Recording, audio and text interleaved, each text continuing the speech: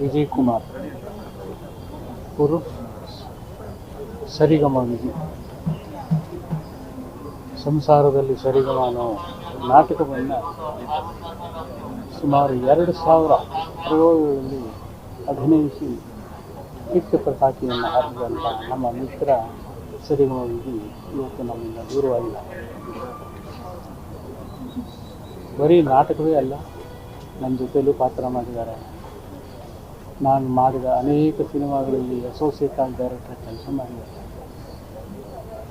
ಸಾಹಿತಿ, ಸಂಭಾಷಣೆಕಾರ, ಎಲ್ಲ ಆರೋಗ್ಯವಂತರಾಗಿದ್ದಂಥ ವ್ಯಕ್ತಿ ಇದಕ್ಕಿದ್ದಾಗೆ ಈ ರೀತಿ 76 ವರ್ಷ ಏನು ದೊಡ್ಡದಲ್ಲ.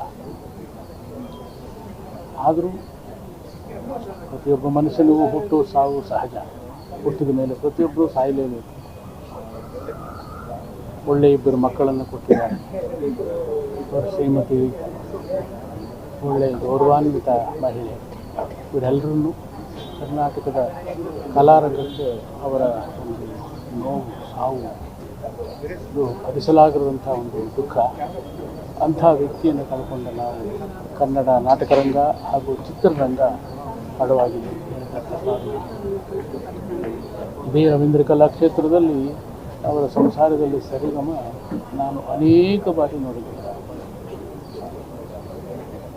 ಮಾಸ್ಟರ್ ಹಿರಣ್ಣಯ್ಯನವರು ಎಷ್ಟು ಜನಪ್ರಿಯತೆ ಪಡ್ಕೊಂಡಿದ್ದರು ಅಷ್ಟೇ ಜನಪ್ರಿಯತೆ ಪಡ್ಕೊಂಡಿದ್ದಂಥ ಆ ಒಂದು ನಾಟಕದಿಂದ, ಸಂಸಾರದಲ್ಲಿ ಸರಿಗಮ ಒಂದು ನಾಟಕದಿಂದ ಅಷ್ಟು ಜನಪ್ರಿಯತೆಯನ್ನು ಪಡ್ಕೊಂಡಿದ್ದರು.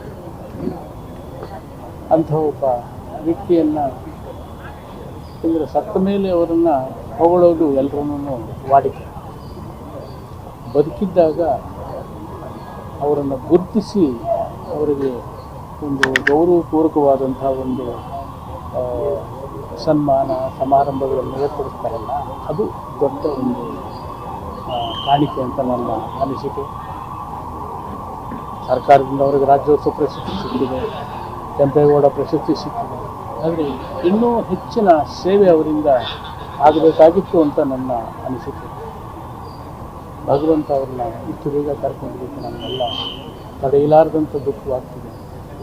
ಅವರ ಆತ್ಮಕ್ಕೆ ಶಾಂತಿ ಸಿಗಲಿ, ಆ ನೋವನ್ನು ಭರಿಸುವಂಥ ಒಂದು ಶಕ್ತಿ ಅವರ ಕುಟುಂಬವರಿಗೆ ಸಿಗಲಿ ಅಂತ ನಾನು ಈ ಮೂಲಕ ಪ್ರಾರ್ಥನೆ ಮಾಡ್ತೀನಿ.